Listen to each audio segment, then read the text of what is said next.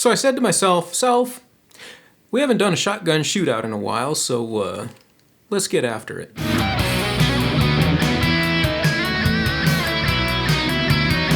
Alright guys, so today I'm going to be matching up the Synco mic D1 against the Synco mic D2.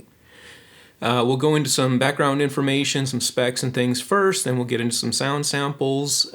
So anyway, let's go ahead and check these mics out up close. Well, if we take a look at these two microphones, the one that is in the foreground is the Synco mic D2. It is the higher cost offering between the two Synco models that are being featured here.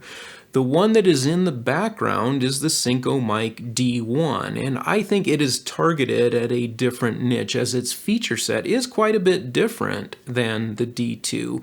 But we're going to take a little bit closer look at these two microphones now. The one on the top is the Synco mic D2, the higher cost offering. And the first thing you'll notice is it's quite a bit shorter than the D1, and also in diameter it's quite a bit slimmer. This is a very slim microphone. The finish on it is a darker textured finish, which seems to mimic some other design manufacturers out there. And when you look at the front of the microphone, it has this scooped face, which seems to be almost a design rip-off of some other models. And then it has its diagonal vents on the interference tube. Now, if we compare that against the Synco mic D1, it is longer and also larger in diameter. Now, one of the design differences here is that if you unscrew the barrel of the D1, it will reveal a spot for a AA battery. So this microphone can be used with or without phantom power. The other design difference with the D1 is that it incorporates this very small high-pass filter that rolls off at about 150 hertz, which is kind of high. But it also maintains the diagonal ports on the interference tube, which seems to be a consistent design amongst the models that are featured here. Now, if you compare the weights, we're going to look at the Synco mic D2, the higher end offering first, and that weighs in at about 166 grams. Now, the Synco mic D1 is being weighed with the AA battery, so that's important to keep in mind. But with the AA battery, this is weighing in at about 224 grams. Well, there you have it. So now let's get into some sound samples and actually get to listen to these microphones. Now, going into it, my setup for this is the microphone's going directly into the Tascam DR70D. The Synco mic D1 is on channel 1 and the D2 is on channel 2. Now, I will state up front that I grappled with whether or not to boost the levels at the preamp or do it in post. And I usually do it in post. This time I decided to do it a little bit differently, so that I could give an indicator, but I will say that the input gain level on the Synco mic D2 is significantly higher. So while I had both microphones set to low input gain on the preamp itself, the input levels were set at 100% for the Synco mic D1, and they were set about 75% for the D2. So that input gain level to make the levels the same was significantly higher on the D2. Thus meaning that I went with lower input level to make them equal. So anyway, whether or not that was a good decision or whether I should have boosted those levels in post, you know, I guess, you know, we'll find out. But that's the direction I decided to go on this one. Anyway, let's get into some sound samples and check these things out. You're now listening to the Synco mic D1, which is on track 1 of my Tascam DR70D.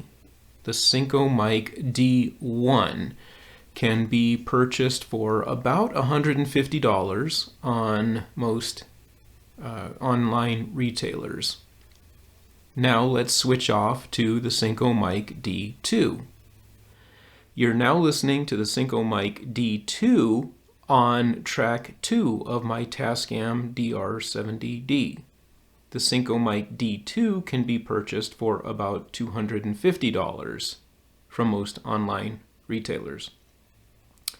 The Synco mic D2 is also a little bit different in that it is slimmer and shorter than the Synco mic D1. Now let's switch back to the Synco mic D1. You're now listening to the Synco mic D1, which is the longer and larger in diameter microphone between the two being featured here. It is the less expensive offering and also offers additional features such as a high-pass filter, which cuts off at 150 Hertz is where the roll-off is, and it also offers a AA battery slot so that you can power it without phantom power. Now let's switch off to the Synco mic D2. The Synco mic D2 is the more expensive offering from the two Synco mics being featured here. It is smaller in diameter and also shorter. It has diagonal vent ports and has a scooped face, which seems to mimic some design from other manufacturers. Right now, the microphones are both about 24 inches away from my mouth. Now, we're going to switch to a different test. We are going to do a background noise rejection test. And for this test, I'm going to use a pink noise generator. And this will give us an idea. And I'm going to try and maintain a 24-inch distance all the way around the microphone. So starting with it here at my mouth.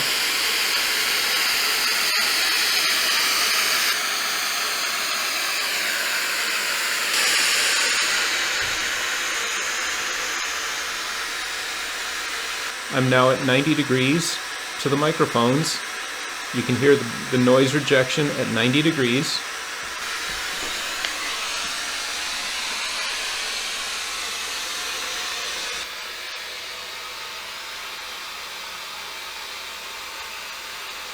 And now at 180 degrees.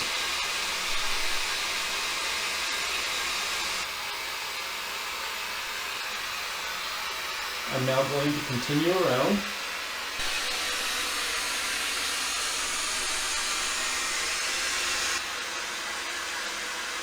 We're now at 90 degrees the other direction. And I'm going to begin continuing around the microphone.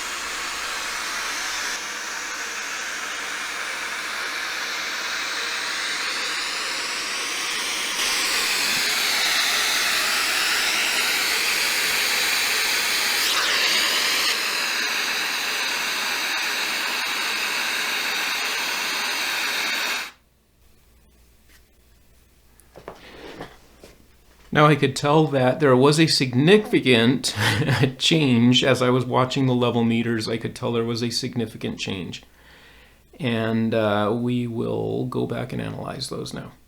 So my overall impression of these two microphones is that what you're getting for the extra cost of the Synco mic D2 is two things. One, you're getting a more sensitive input mic so that its input gain is higher than that of the D1. You're getting a slightly different frequency response, but also what I thought was pretty interesting was the background noise rejection. The background noise rejection on the D2 was a lot better. You could really see those, or I should say you could really hear those high frequencies and the low frequencies coming through the background on the D1, and so it was significantly lower on the D2, and those are the features that you're getting. Sound-wise, I gotta say, I think both these mics sound great. For the prices that you pay, I think they both sound great. The D1 is typically my go-to for remote rig. That's what I use up at work so that I'm not using too expensive of a microphone. I also like the fact that if anything happens to my preamp at work, then at least that's powered by a AA battery if I need it, so I'm not completely out of sound. So that's one of the reasons why I use the D1 on my remote rig. But other than that, like I said, I like both of these microphones, but hopefully this was very informative to you. And guys, like and subscribe. You know, it tells me what kind of videos you want to see more of, and you know, we'll talk to you later.